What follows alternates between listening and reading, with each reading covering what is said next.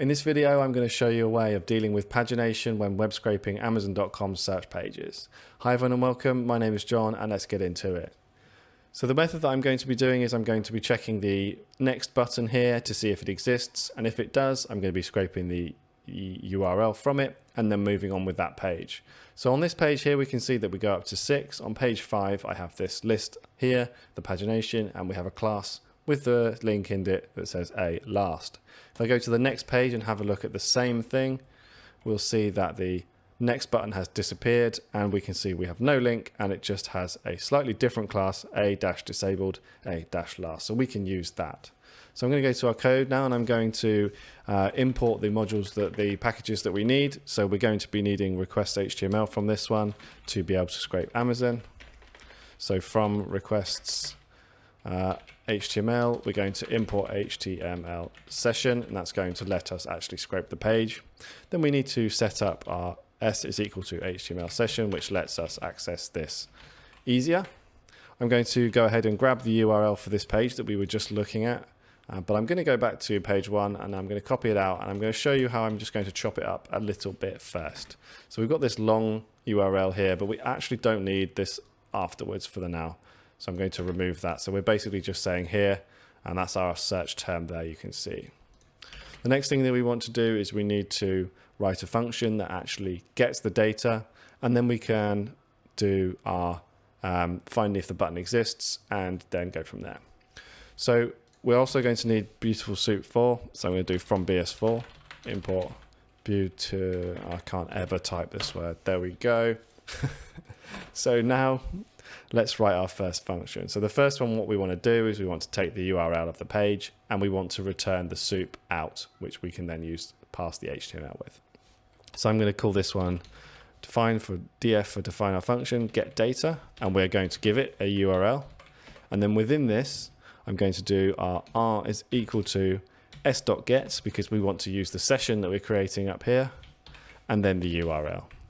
And then we want to take that text variable that we get from our R response, sorry, the text from our R response, and we want to put it into our soup. So we can say soup is equal to, and then it is going to be BeautifulSoup, and then we want the r.text, and we want to use the html.parser.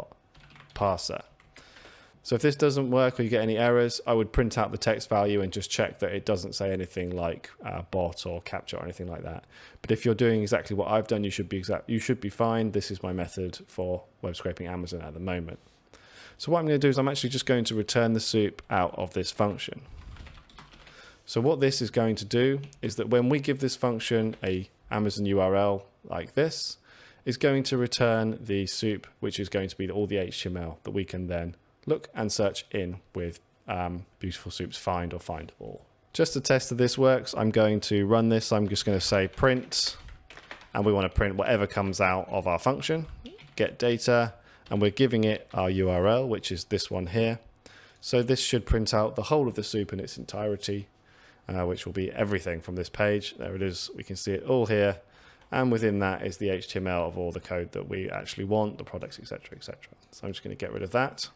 So what we can do is we can actually search within that soup to find whether that next page button exists. Now I'm going to do that in another function, and then we can see the two work together. So I'm going to say define for our new function. I'm going to say get next page, and we need to give this the soup that we're going to give in. So I'm calling it soup here. It doesn't matter what the name is, but this is what we're going to give it. We're going to give it the soup that comes out because that's where the information is. So what we want to do here is we want to find that element if it's on the page. So I'm going to say page is equal to soup.find, and let's go back to our page, scroll to the bottom, and I'm going to hover back over this. And if I come into, you can see where the pagination actually starts up here. I'm going to find this class first, just so we only get this list, just in case there are other list items on the page. So I'm going to say soup.find, and it was unordered list, and the class was this. So that's our page. And we're going to say if not page.find, because we're now searching in here, So because we're using if not, we need to go to our page and find the next button that doesn't have an actual button, so on the last page. And we're going to say if this element is not on the page. So we're going to copy that, and I'm going to say find li, and the class was this. So if that doesn't exist, so that's basically, yeah, if that doesn't exist, our URL is going to be the A tag that is within the list where the next button is. So now I need to go back a page. So we're saying if that element doesn't exist, we want to find the link, which is to the next page here. So we're going to say, copy this, and we're going to say URL is equal to, and because if we just check this again, we can see that this isn't a complete URL. It doesn't have the amazon.co.uk bit at the start. So I'm just going to complete that manually here. You could add this as a variable in the top if you wanted to, but I'm just going to do, I think I need www.amazon.co.uk. And then we're going to say that is plus, and I'm going to turn this into a string, and I'm going to say page.find and our li tag, and the class is a-last, like that. And within that, so we're now, let's go back to our tree, let's make this a bit more clear. So I've started in here, and now I'm looking inside this list element here, so we need to find the A tag within that. So we can just chain these find methods together. So we can now just do .find, and we can say, let's find the A. And that was, I've forgotten already, should just be able to find the A tag because that's there. And then we want the href from that. So this is quite a long line here, but basically what we're saying is that if it doesn't find this class on the page, which was the one where the next button is blanked out, it will create a URL, and we're going to start it with our string here, and we're going to add in a string of, we're finding the list item that was a last, which had the link in, and then we're just saying from there .find the A and then the href from that. If I say then we return out of our function here, we return the URL, and we can say else return nothing. What this function does then is it searches the soup, which is the HTML code of the page. It searches for the pagination. If it doesn't find this element, it then constructs our URL for us here, missed a comma, and it returns that URL. If it does find that, it returns nothing. So we can just use this function normally in our code. So what I'll do is I will say, let's check that it works. So we'll do get data, so we can call this soup, and we can save that into our variable. And then we can do get next page, which will be called our function soup. And let's print that out. So this should return us a full URL for the next page, except I've missed a bracket. There we go. So I just had my brackets in the wrong order here. So I've sorted that out now. And if we run this, we'll get our next page URL. There we go. So we can see in here it says page is equal to 2. Before, what I've done is maybe done a for loop with the range where it adds the number into the page, but that does work, and that's a good option. But I think this is a bit neater. And now that we've got this function written, you can save it, and anytime you do any Amazon scraping, you can just paste it back in, and away you go. So I'll show you it working in a loop. So if I was say, the only function I'm missing really here is the parse function. So I'm just going to return the title of the page every time.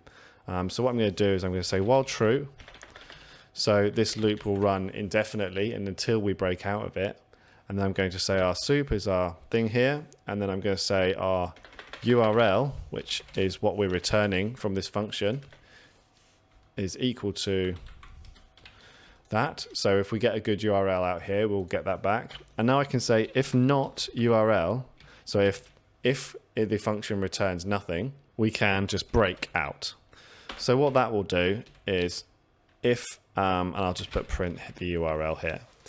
So this is the sort of loop we could use. If we had a parse function, we could just stick it in the middle here and get the information from the page. I'm just leaving that out for this explanation. We're saying whilst it's true, so this will run indefinitely until it breaks. we are getting the data from the soup, and then we're creating our new URL from this function that we created here. And if it returns nothing, so here, if we find this element, we return nothing, it breaks out. And for each page, I'm just going to print the URL, and you'll see the page URLs just flick through up here. So we can see there's 1, 2, 3, 4, 5, 6, and up to 6. So that was all the pages. Bearing in mind that we started on page 1, I believe.